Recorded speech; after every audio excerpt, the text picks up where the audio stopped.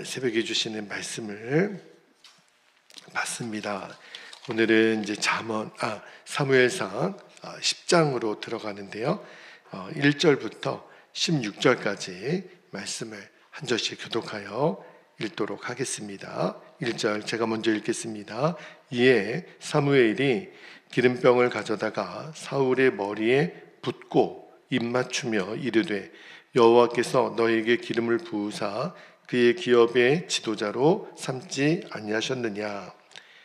내가 오늘 나를 떠나가다가 베냐민 경계 셀사에 있는 라헬의 묘실 곁에서 두 사람을 만나리니 그들이 너에게 이르기를 내가 찾으러 갔던 암나귀들을 찾은지라. 너희 아버지가 암나귀들의 염려는 놓았으나 너희로 말미암아 걱정하여 이르되 내 아들을 위하여 어찌하리요 하더라 할 것이요. 3절 내가 거기서 더 나아가서 다볼 상수리 나무에 이르면 거기서 하나님을 배우려고 베델로 올라가는 세 사람을 만나리니 한 사람은 염소 새끼 셋을 이끌었고 한 사람은 떡 세 덩이를 가졌고 한 사람은 포도주 한 가죽 부대를 가진 자라. 그들이 너에게 문안하고 떡 두 덩이를 주겠고 너는 그의 손에서 받으리라. 5절 그 후에 내가 하나님의 산에 이르리니 그 곳에는 블레셋 사람들의 영문이 있느니라. 내가 그리로 가서 그 성읍으로 들어갈 때에 선지자의 무리가 산당에서부터 비파와 소고와 저와 수금을 앞세우고 예언하며 내려오는 것을 만날 것이요. 너에게는 여호와의 영이 크게 임하리니 너도 그들과 함께 예언을 하고 변하여 세 사람이 되리라. 이 징조가 내게 임하거든 너는 기회를 따라 행하라. 하나님이 너와 함께 하시느니라. 너는 나보다 앞서 길갈로 내려가라. 내가 네게로 내려가서 번제와 화목제를 드리리니 내가 네게 가서 네가 행할 것을 가르칠 때까지 7일 동안 기다리라. 9절 그가 사무엘에게서 떠나려고 몸을 돌이킬 때에 하나님이 새 마음을 주셨고 그날 그 징조도 다 응하니라. 그들이 산에 이를 때 선지자의 무리가 그를 영접하고 하나님의 영이 사울에게 크게 임함으로 그가 그들 중에서 예언을 하니 전에 사울을 알던 모든 사람들이 사울이 선지자들과 함께 예언함을 보고 서로 이르되 기스의 아들에게 무슨 일이 일어났느냐 사울도 선지자들 중에 있느냐 하고 그곳에 어떤 사람은 말하여 이르되 그들의 아버지가 누구냐 한지라.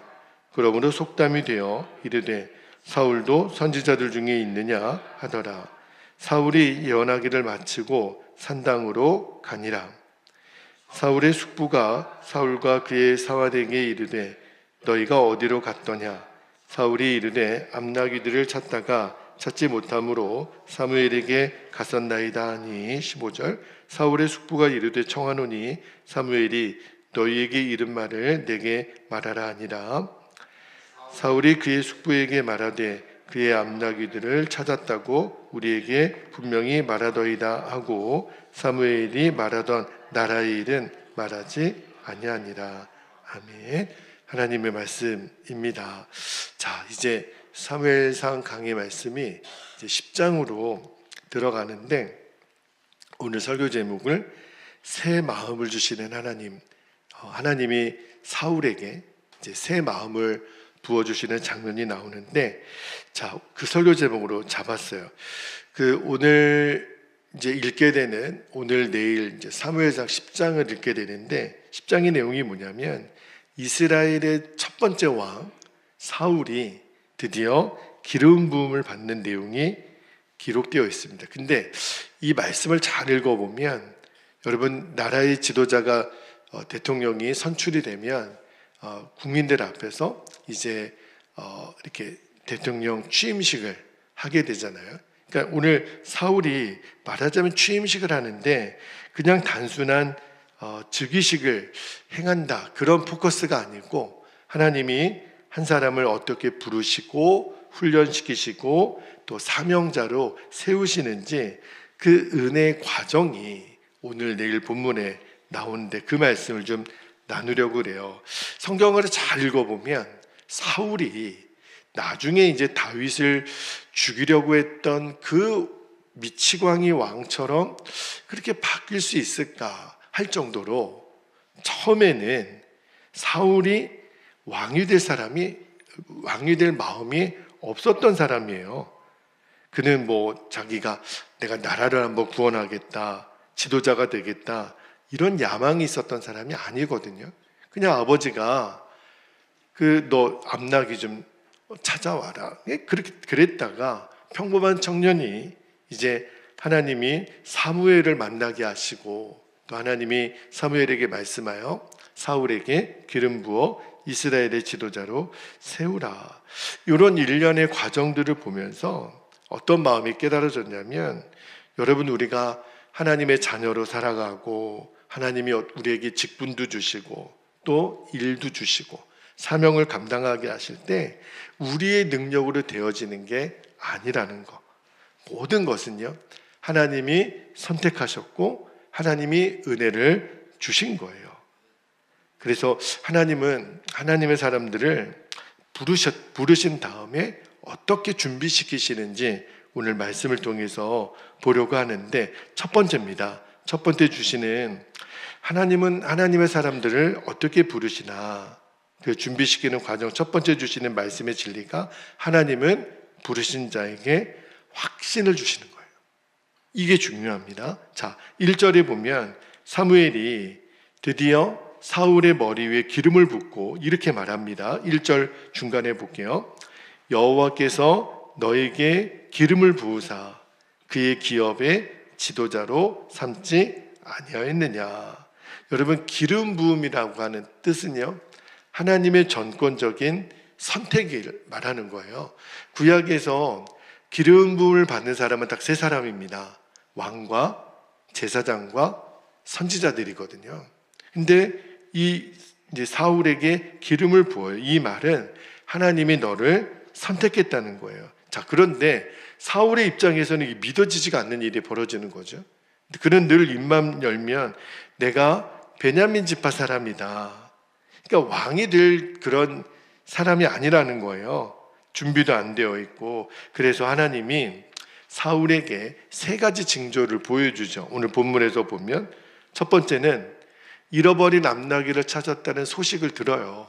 처음에 그것 때문에 길을 나섰던 거니까. 두 번째는 이 베델로 올라가는 사람들이 떡 2덩이를 사울에게 줍니다. 세 번째는 선지자들 무리 가운데서 사울이 하나님의 영을 받고 예언을 하게 돼요. 여러분, 이 세 가지 징조가 다 우연이 아니에요.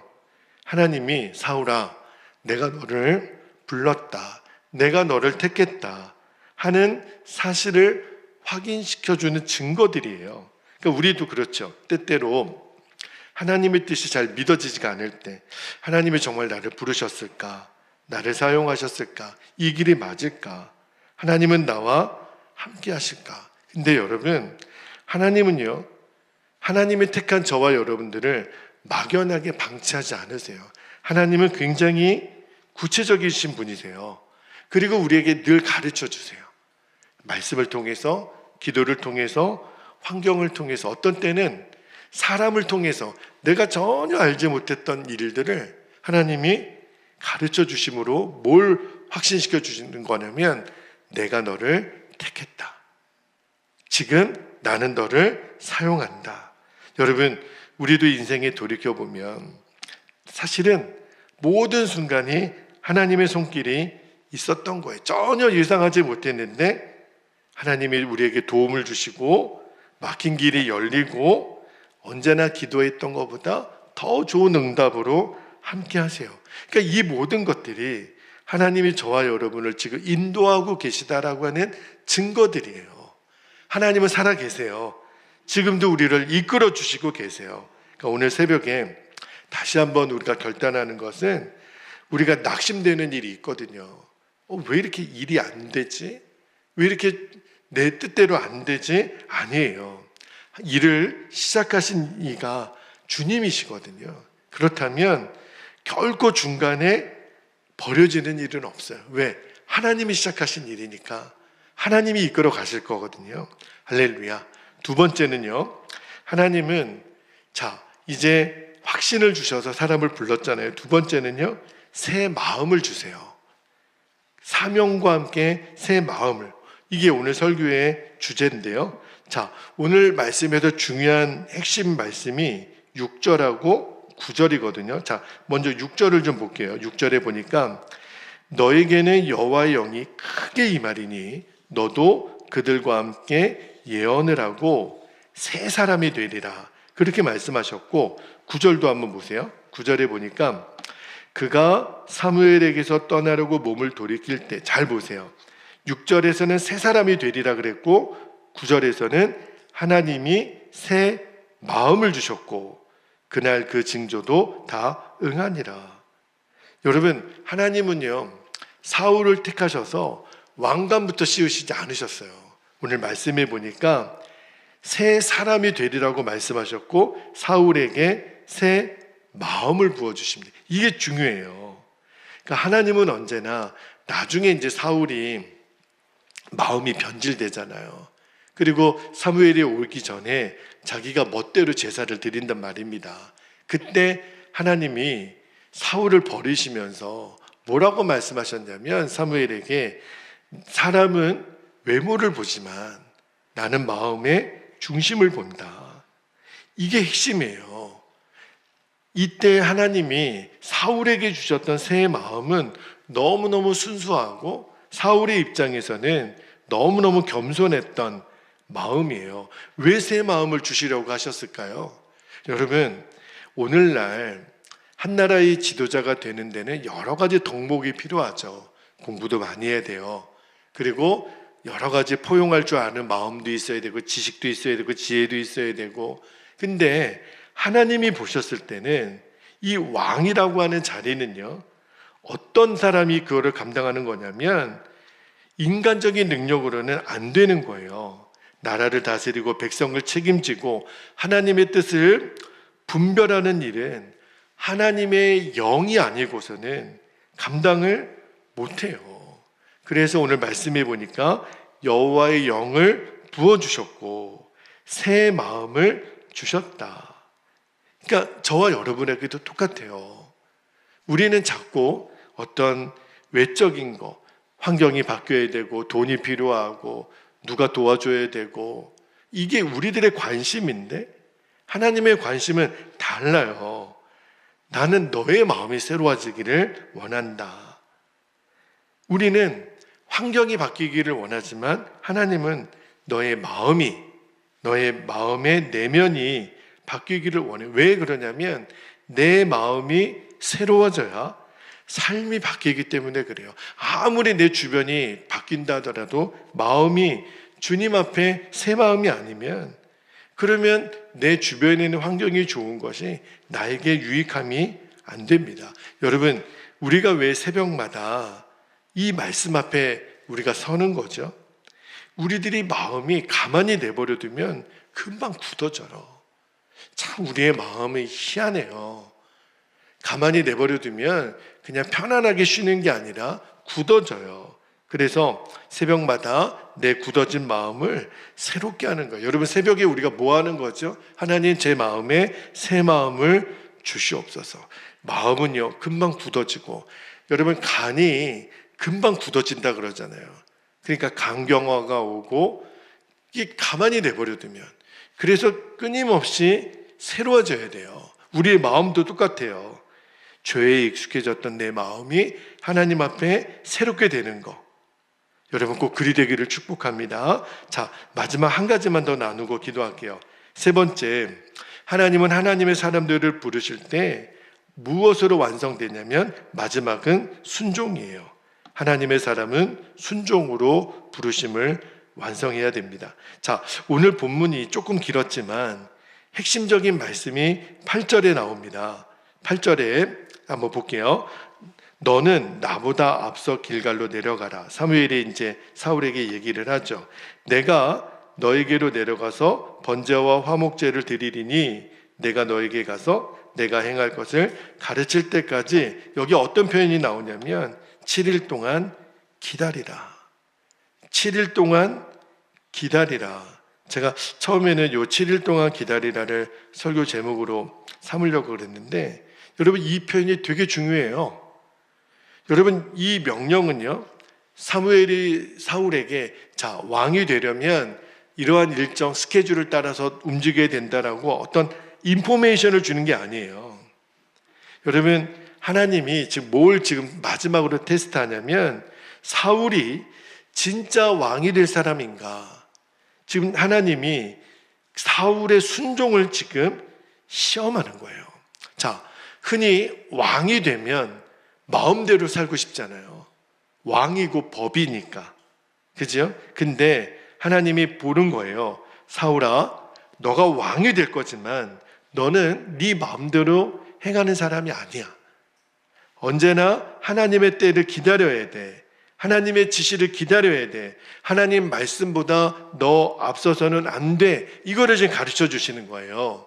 나중에 이제 사울이 변질이 되죠. 결국 사울은 스스로 자기의 인생을 자기가 무너뜨려요. 뭐죠?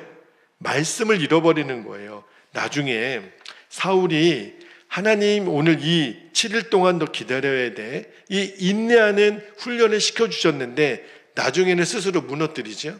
사무엘이 오시기 전에 멋대로 제사를 드리잖아요. 그러니까 이 조급함이 순종을 무너뜨리는 거예요.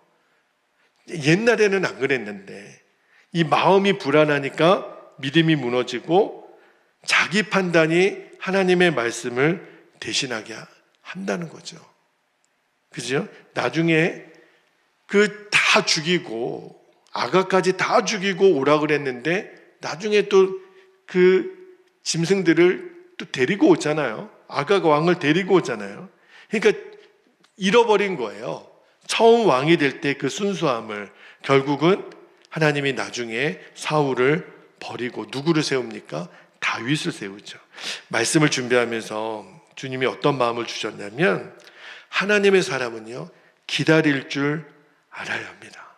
기도했다면 기다릴 줄 알아야 되고, 약속을 받아도 기다릴 때가 있고요, 응답이 늦게 보여져도 기다려야 될 때가 있어요. 왜냐하면 내가 보는 시간보다 하나님의 시간이 언제나 정확하니까. 그러니까 믿음은요, 뭔가 빨리빨리 되어지는 게 아니에요. 하나님의 때를 기다리는 능력입니다. 꼭 기억하셔야 돼요. 그래서 왜 우리가 기도하는 거죠? 기다리는 훈련을 하는 거예요. 하나님을 신뢰하는 사람은 언제나 조급하지 않습니다. 혹시 여러분의 인생 가운데 왜 이렇게 빨리 안 되지? 왜 이렇게 더디지? 아니에요. 하나님이 침묵하고 계시는 게 아니라 가장 좋은 때를 준비하고 계시는 거예요. 그러니까 여러분이 마음에 가장 좋은 때는 아직 나에게 오지 않았다. 주님이 준비하고 계시다. 그죠? 자, 말씀을 마무리할게요. 오늘 세 가지를 우리에게 말씀해 주셨습니다. 하나님은 부르신 자에게 확신을 주시고, 그리고 사명을 맡기실 때 새 마음을 주시고, 하나님의 부르심은 순종과 기다림을 통해서 완성된다라는 거. 그거를 꼭 기억하시고, 평범했던 사울이 하나님을 만나고 새로운 인생이 시작이 되잖아요. 우리도 똑같아요. 하나님이 저와 여러분을 부르셨고 변화시키고 계시고 우리의 삶을 통해서 하나님의 뜻을 이루어 가십니다. 하나님이 우리에게 새 마음을 주시기를, 순종과 인내로 하나님의 뜻을 오늘도 성취하는 저와 여러분 되시기를 주님의 이름으로 축복합니다. 자, 기도하겠습니다. 오늘도 두 가지 기도 제목을 우리가 붙잡고 간절히 기도하기를 원하는데요. 첫 번째는 하나님이 사울에게 새 마음을 주셨잖아요. 이 시간에 저와 여러분에게도 성령으로 새 마음을 부어주시기를, 그래서 환경이 아니라 믿음으로 살아가는 은혜를 주시기를. 두 번째는요, 우리 안에 있는 조급함, 자기 판단을 내려놓는 겁니다. 하나님의 때를 끝까지 신뢰하고 순종하며 기다릴 수 있는 믿음을 주시기를. 우리가 두 가지 기도 제목을 붙잡고 이 시간 주님의 이름을 간절히 부르고 통성으로 기도하겠습니다. 주여